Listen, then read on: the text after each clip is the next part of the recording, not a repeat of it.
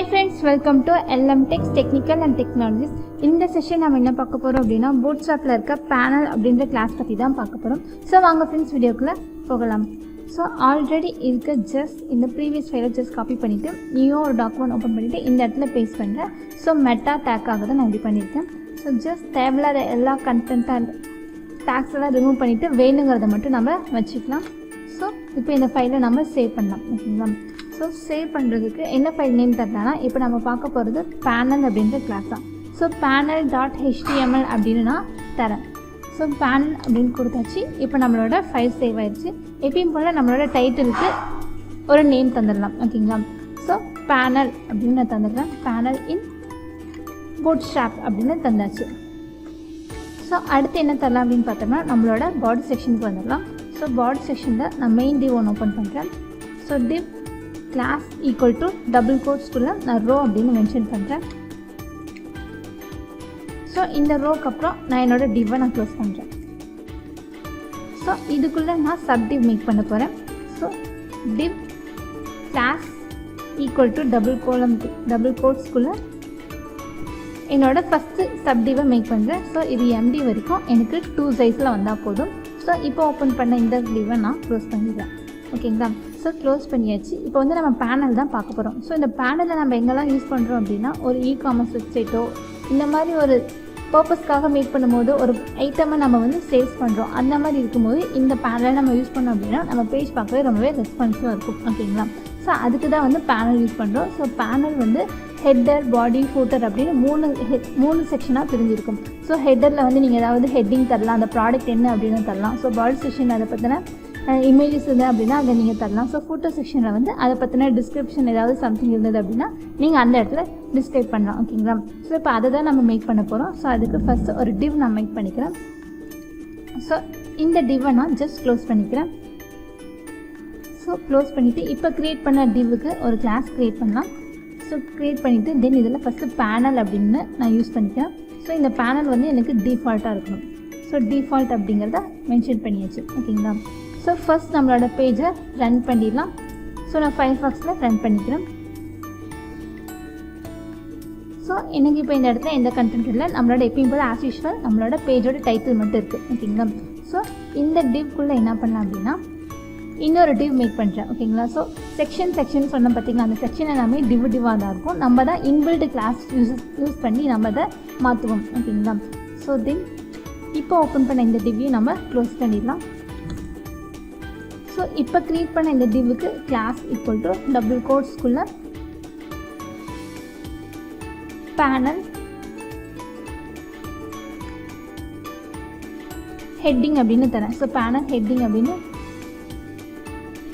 Heading அப்படின்னு தந்தாச்சு. So ஹெட்டிங்கில் என்ன பண்ணல அப்படின்னா ஒரு H2ல ஒரு கண்டென்ட் நான் டிஸ்பிளே பண்ணுறேன், ஒரு H3ல ஒரு கண்டென்ட் நான் ஹோல்ட் பண்ணுறேன். ஓகேங்களா? ஸோ இப்போ வந்து நான் ஒரு இ-காமர்ஸ் வெப்சைட் மேக் பண்ணுறேன் அப்படின்னு நினச்சிட்டு நான் இந்த பேனலை க்ரியேட் பண்ணுறேன். ஸோ ட்ரெஸ் கலெக்ஷன் அப்படின்னு போடுறேன். ஸோ ட்ரெஸ் கலெக்ஷன் அப்படின்னு கொடுத்தாச்சு. ஸோ ஜஸ்ட் சேவ் பண்ணிவிட்டு இப்போ வெப்பேஜை போய் ரெஃப்ரெஷ் பண்ணலாம். ஸோ இந்த இடத்துல பார்த்தீங்க அப்படின்னா தெரியும் இந்த க்ரே கலரில் இருக்குது பார்த்தீங்களா?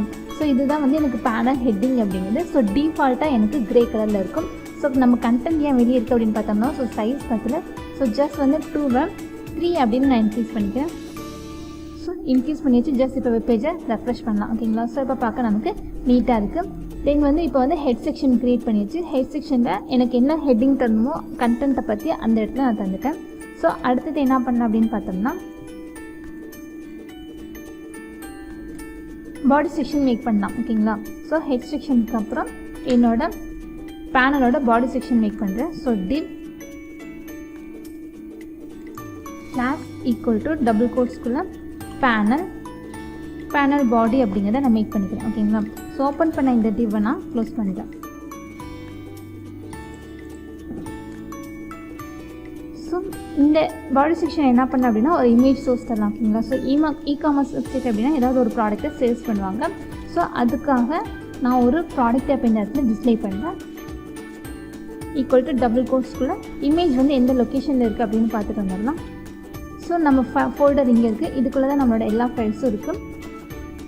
பிக் அப்படின்ற ஃபோல்டருக்குள்ளே ஏதாவது வேணுங்கிற இமேஜஸை நம்ம எடுத்துக்கலாம். ஓகேங்களா?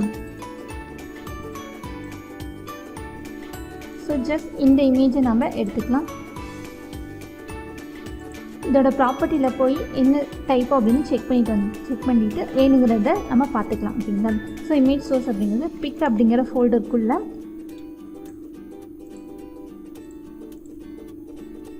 ஸோ இமேஜோட நேம் பார்த்தீங்க அப்படின்னா 21 அப்படின்னு இருக்குது. ஸோ 21 இதோட டைப் பார்த்தீங்க அப்படின்னா JPG. ஓகேங்களா? ஸோ JPG அப்படின்னு கொடுத்தாச்சு.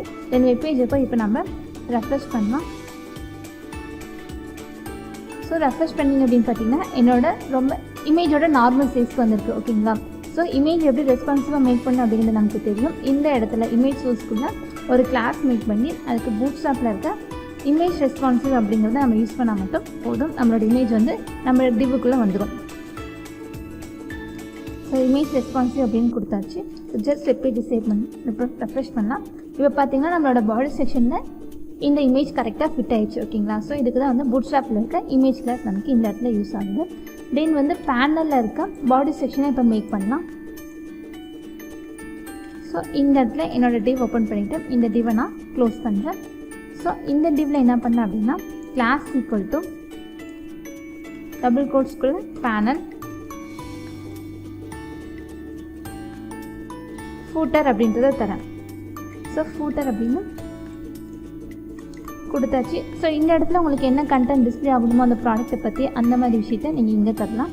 ஸோ இப்போ நான் வந்து ஒரு H5 டேக்கில் ஓகேங்களா? ஸோ H5 டேக் ஓப்பன் பண்ணிவிட்டு அதை நான் க்ளோஸ் பண்ணிடுறேன். இந்த டேக்கில் இது வந்து இட்ஸ் நியூ கலெக்ஷன் அப்படின்ற மாதிரி போடுறேன். ஸோ நியூ கலெக்ஷன் கொடுத்தாச்சு. ஸோ இப்போ வெப்பேஜ் போய் ரெஃப்ரெஷ் பண்ணலாம். ஓகேங்களா? ஸோ இவ்வளோ தான் ஃப்ரெண்ட்ஸ் பேனல் அப்படிங்கிறது. ஸோ ஒரு இ-காமர்ஸ் வெப்சைட் மேக் பண்ணும்போது இந்த மாதிரி பேனல்லாம் யூஸ் பண்ணோம் அப்படின்னா நம்ம ப்ராடக்ட் பார்க்கவே ரொம்பவே நீட்டாக இருக்கும். ஓகேங்களா? ஸோ நமக்கு டிஃபால்ட் அப்படின்னு கொடுத்தோம் அப்படின்னா நமக்கு வெறும் கிரே கலர் மட்டும்தான் ரன் ஆகும். இதுவே உங்களுக்கு வேறு கலர்ஸ் வேணும் அப்படின்னா இதுக்கும் கலர்ஸ் இருக்குது. ஓகேங்களா? ஸோ கலர்ஸ் 1 by 1 பார்க்கலாங்களா?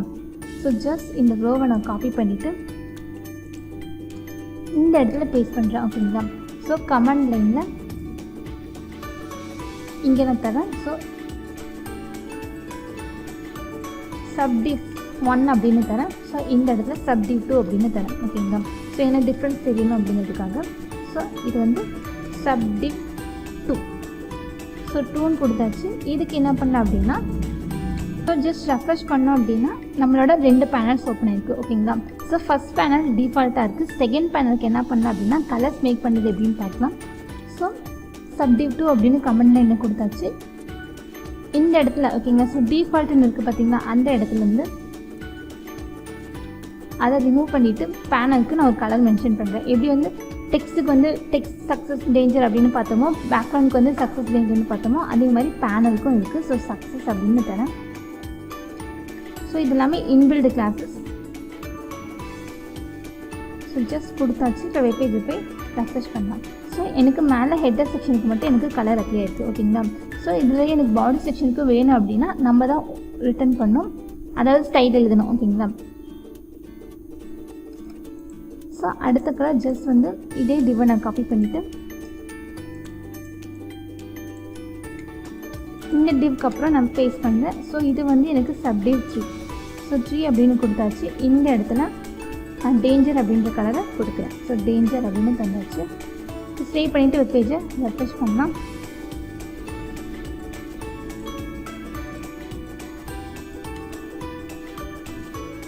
ஸோ இப்போ ரெஃப்ரெஷ் பண்ணோம் அப்படின்னா நமக்கு 3 இமேஜஸ் கிடச்சிருக்கு. ஓகேங்களா? ஸோ இதுக்கு வெவ்வேறு இமேஜஸ் கொடுத்தீங்க அப்படின்னாலும் பார்க்க நம்மளோட பேனல் நீட்டாக இருக்கும். ஸோ அடுத்த கலர் பார்க்கலாம். ஜஸ்ட் பேஸ்ட் பண்ணிவிட்டு இந்த இடத்துல வார்னிங் அப்படின்ற கலரை நான் யூஸ் பண்ணுறேன். ஸோ இது வந்து நம்மளோட சப்டிவ் 4. ஸோ ஜஸ்ட் சேவ் பண்ணிவிட்டு நம்மளோட வெப்பேஜை போய் ரெஃப்ரெஷ் பண்ணலாம்.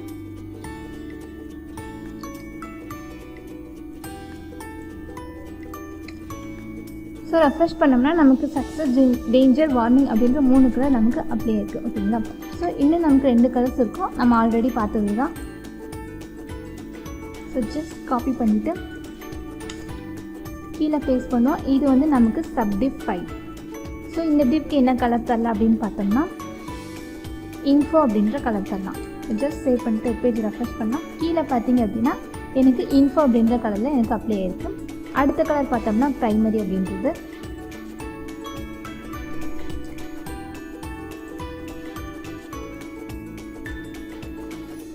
ஸோ ப்ரைமரி அப்படின்னு கொடுத்துட்டு இப்போ வெப் பேஜை நான் ரெஃப்ரெஷ் பண்ணுறேன். ஸோ எனக்கு 5 கலர்ஸ் இருக்குது. டிஃபால்ட்டாக இருக்கிறது வந்து கிரே கலர். மொத்தமாக எனக்கு சேர்த்தோம்னா 6 கலர். ஓகேங்களா? ஸோ இதில் எனக்கு ஓனாக ஸ்டைல் எழுதணும் அப்படின்னா ஒன்றும் இல்லை, எப்பயும் போல் நம்ம CSS யூஸ் பண்ணுவோம் பார்த்தீங்களா, அந்த மாதிரி ஒரு கிளாஸோ ஐடியோ கொடுத்துக்கலாம். இல்லை இன்லைன் மெத்தட் யூஸ் பண்ணி அந்த இடத்துல நம்ம எழுதிக்கலாம். ஸோ இப்போ நான் ஒன்று ஓனாக க்ரியேட் பண்ணுறேன். ஸோ இது வந்து நான் க்ரியேட் பண்ணுறது 7. நான் ஓனாக சைடு எழுதுறதுக்கு 7ன்னு கொடுத்தாச்சு. ஸோ இந்த இடத்துல என்ன பண்ணேன் அப்படின்னா ஃபஸ்ட்டு ஹெட்டிங்க்கு போயிடலாம். ஹெட்டிங்கில் ஸ்டைல் அதே லைனில் நான் எழுதுறேன். ஓகேங்களா? இன்லைன் மெத்தடில் நான் எழுதுறேன். ஸோ பேக்ரவுண்ட் செட் பண்ணுறேன். ஸோ பேக்ரவுண்ட் வந்து ஸோ அக்வா அப்படின்ற கலரில் ஒன்றும் ஜஸ்ட் சேவ் பண்ணிட்டு ரெஃப்ரெஷ் பண்ணுறேன். எனக்கு அக்வா அப்படின்ற கலரில் மாறிடுச்சு. ஸோ தென் பாடி செக்ஷனுக்கு வந்துடலாம். பேனலில் இருக்க பாடி செக்ஷனுக்கு சேம் இன்லைன் மெத்தடில் ஸ்டைல் அப்படிங்கிறது எழுதுகிறேன். டபுள் கோட்ஸ்குள்ளே பேக்ரவுண்ட் செட் பண்ணுறேன். பிங்க் அப்படின்ற ஒரு கலர் தரேன். ஸோ பிங்க் அப்படின்னு கொடுத்தாச்சு. சேவ் பண்ணிட்டு இப்போ பேஜை ரெஃப்ரெஷ் பண்ணுறேன். ஸோ இப்போ பார்த்தீங்க அப்படின்னா எனக்கு இமேஜுக்கு வெளியே ஒரு லேயர் மாதிரி இருக்குது பார்த்தீங்களா, அந்த இடத்துல எனக்கு பிங்க் கலர் அப்ளை ஆகிருக்கு. ஸோ தென் நம்மளோட பேனலில் இருக்க ஃபூட்டருக்கு வந்துடலாம். ஸோ ஃபூட்டரில் இருக்க டேக்கு ஸ்டைல் எழுதலாம். So style equal to double கோட்ஸ்குள்ளே பேக்ரவுண்ட் இதுக்கு வந்து ஆரஞ்சு அப்படின்னு தரலாம். ஓகேங்களா? ஸோ தென் கொடுத்தாச்சு. இப்போ வெப் பேஜை ரெஃப்ரெஷ் பண்ணுறோம். இங்கே பார்த்தீங்க அப்படின்னா நமக்கு டிஃப்ரென்ஸ் தெரியும். ஸோ டிஃபால்ட்டாக இருக்கிறது வந்து எனக்கு க்ரே கலராக இருக்குது. சிம்பிளாக இருந்தாலும் நீட்டாக இருக்குது. தென் அதே பார்த்தோம்னா இந்த சக்ஸஸ் டேஞ்சர் வார்னிங்னா எனக்கு ஓகேவாக இருக்குது. பட் என்ன அப்படின்னா என்னோடய இமேஜோட பேக்ரவுண்டும் என்னோடய டிஸ்கிரிப்ஷனோட பேக்ரவுண்டும் பார்க்க க்ரே கலரில் இருக்குது. ஓகேங்களா?